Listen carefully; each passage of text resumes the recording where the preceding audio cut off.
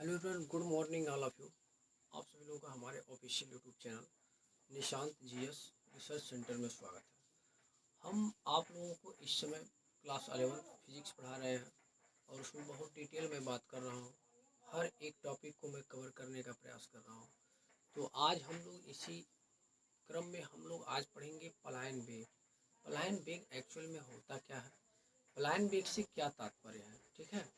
तो सबसे पहले हम लोग इसका जो मीनिंग होता है, जो साइंटिफिक लैंग्वेज में जो हम लोग इसका डिफिनेशन कर सकते हैं, उस डिफिनेशन पे हम लोग सबसे बात करेंगे। तो देखिए पलायन वेग क्या होता है।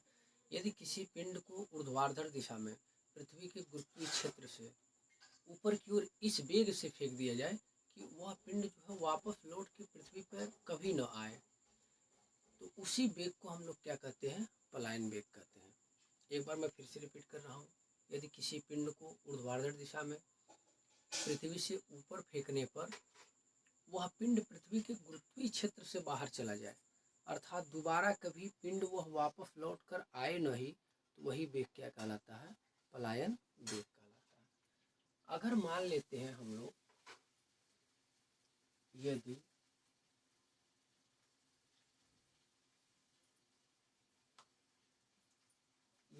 पिंड का द्रव्यमान स्मॉल एम तथा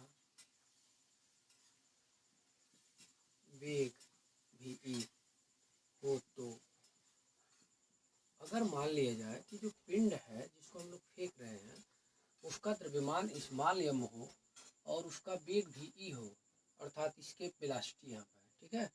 तो उस पिंड की गतिज ऊर्जा क्या होगी, दैट मीन्स काइनेटिक एनर्जी। तो गतिज ऊर्जा का सूत्र आप पढ़े हैं, हाफ एम वी स्क्वायर। तो उसका जो गतिज ऊर्जा का सूत्र हो जाएगा वह के बराबर क्या हो जाएगा, हाफ एम वी स्क्वायर हो जाएगा। पुनः यदि हम उसके स्थितिज ऊर्जा का बात करें यू, तो यू बराबर आपने सूत्र कवर किया है कि जी एम ई एम अपान में क्या होता है, आर ई। ये हो गया समीकरण नंबर 1 और ये हो गया समीकरण नंबर 2। अगर हम लोग इस पिंड की गतिज ऊर्जा और स्थितिज ऊर्जा हम लोगों ने फाइंड कर लिया है, इसके बाद यदि हम लोग पिंड की गतिज ऊर्जा और स्थितिज ऊर्जा इन दोनों ऊर्जाओं का कुल योग निकालें, अर्थात यदि हम लोग कुल ऊर्जा प्राप्त करें, तो कुल ऊर्जा क्या हो जाएगा कुल ऊर्जा यानी के प्लस यू हम लोग जोड़ देंगे और यह जब जोड़ा जाएगा तो हाफ एम वी ई स्क्वायर, और जब जोड़ेंगे तो प्लस और ये माइनस क्या बना देगा, आपका माइनस बना देगा। तो जी एम ई एम अपान में क्या हो गया, आर ई हो गया। ये जो है ये कुल ऊर्जा है। इसी प्रकार से अगर मान लीजिए इसके बाद मान लीजिए अभी हम लोगों ने ये जो ऊर्जा निकाला है, ये ऊर्जा कहाँ पे है, तो ये ऊर्जा है पृथ्वी तल पर, पृथ्वी तल पर।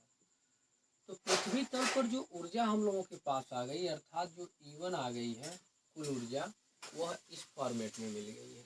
इसी प्रकार से यदि अनंत ऊंचाई पे हम लोग बात करें, मान लीजिए हम लोग उसको कहाँ पे फेंक दें, अनंत पे हम लोग प्राप्त करने का बात करें, अनंत पर, अनंत पर कुल ऊर्जा।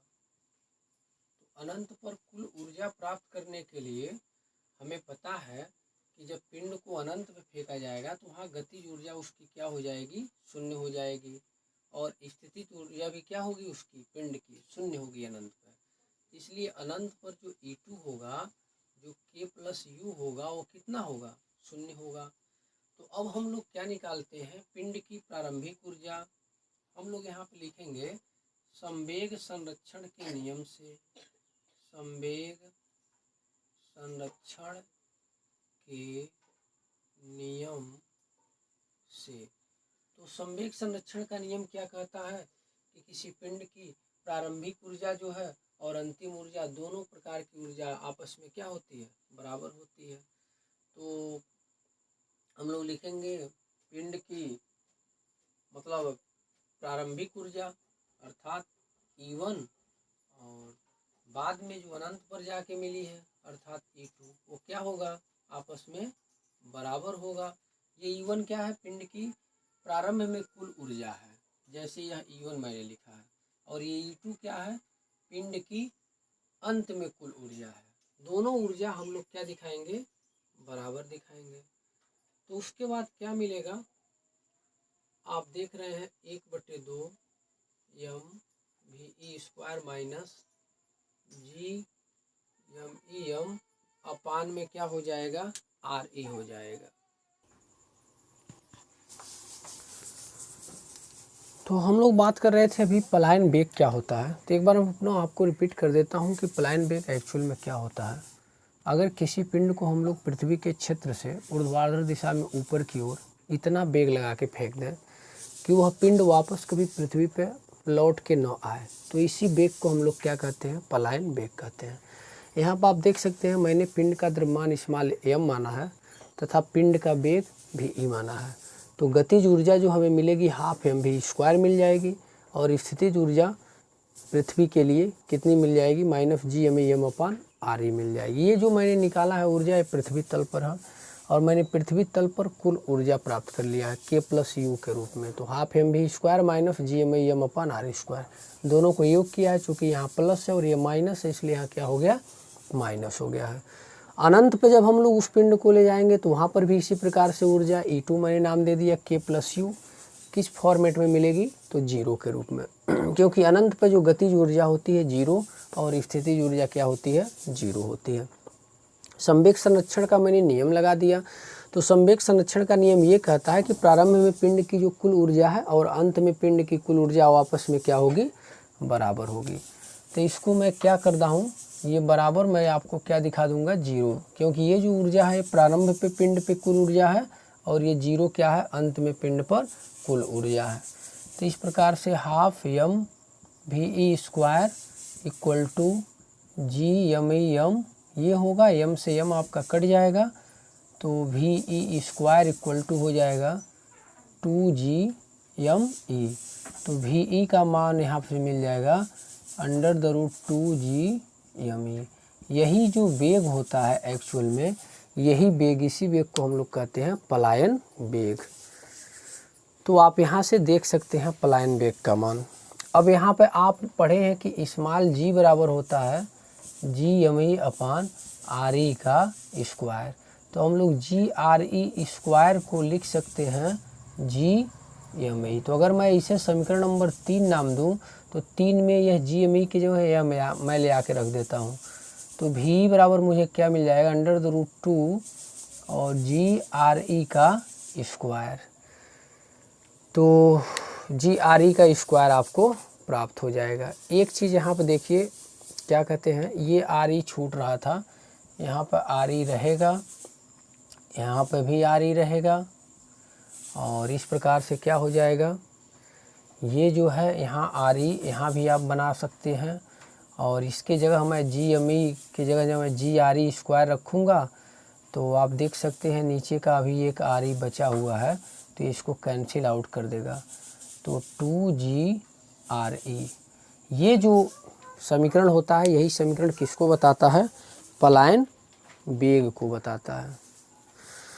तो हम लोग निकाल सकते हैं यहाँ से कि पृथ्वी के लिए पलायन वेग क्या होता है, यानी किस वेग से किसी वस्तु को पृथ्वी के गुरुत्व क्षेत्र से बाहर फेंक दिया जाए और दोबारा वापस न हटाए। तो इसके लिए हम लोग इसके वेलोसिटी को काउंट करते हैं। तो 2 गुणे g का मान 9.8 लेते हैं। पृथ्वी की त्रिज्या 6400 किलोमीटर होती है, मैं उसे मीटर में चेंज कर देता हूँ। आप इसे सॉल्व करेंगे तो 11.2 किलोमीटर, किलोमीटर पर सेकेंड ये जो आता है ये आपका निकल के आता है 11.2 किलोमीटर पर सेकेंड। ये वेग होता है इसके वेलोसिटी पलायन वेग, और 11.2 गुणे 10⁻³ मीटर पर सेकंड होता है। तो अगर किसी पिंड को पृथ्वी के गुरुत्वीय क्षेत्र से बाहर फेंक देना है कि वह वापस लौट के आए ही ना, तो उसी वेग को हम लोग क्या कहते हैं, पलायन वेग कहते हैं। और पलायन वेग का मान 11.2 किलोमीटर पर सेकंड होता है। इफ़ एनी पिंड 11.2 गुणे 10⁻³ मीटर पर सेकंड होता है। तो आई होप आपको ये पूरा का पूरा लेक्चर मेरा आज का समझ में आ गया होगा कि पलायन वेग क्या है, और 11 के दृष्टिकोण से बहुत ही मोस्ट इम्पॉर्टेंट यह क्वेश्चन है। और IIT JEE और नीट के लिए तो एकदम और महत्वपूर्ण हो जाता है, क्योंकि इस पे न्यूमेरिकल बहुत ज़्यादा पूछते हैं। तो अब हम लोग मिलते हैं अगले वीडियो में। अगर आप लोग हमारे चैनल पर पहली बार विजिट किए हैं तो प्लीज़ इस चैनल को लाइक कीजिए, शेयर कीजिए और ज़रूर सब्सक्राइब कीजिए। Thank you. जय हिंद।